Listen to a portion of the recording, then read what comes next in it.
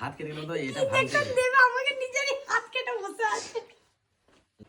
আগে নিজের রক্তটা বন্ধ করো, আবার তোমার রক্তটা যদি আমি চলে যাওয়ায় দেখি আরো ভাইরাস হয়ে যায় কিছু। ভাইরাস কিছু নেই। আমাকে ইনজেকশন দিতে এসে নিজেরই বলে, হাত হ্যালো। কেটে বসে আছে। কে কার সেবা করবে সব আমি ঠিকঠাক বুঝতে আছে, চলে পারছি না। আসবি। কাজ করছি থাক চ। অত বকতে পারবো না। দেখো বকতে বকতে ইনজেকশন ভুল দিয়ে দিও না। হাতটা নর্মাল একদম ক্যাজুয়াল। হ্যাঁ এই যে ভাবে এইভাবেই, কোনো খেঁচা খিচি কিছু করবে না, তাহলে ব্যথা হবে। কোন হাতে দিয়েছিল? এই হাতটাই তো ব্যথা আছে। অন্য হাতে দাও তাহলে। দাও এই হাতে দাও। হ্যাঁ নর্মাল মানুষের মতো। আরে বাপরে, ভালোই ব্যথা হয় ভ্যাকসিনের। ভ্যাকসিনটা নিডলটা মোটা না, ও এটা একটু জেলি টাইপের থাকে। করো। লুলু, লুলুকে বলো, আমাদেরকে বলে লাভ নাই।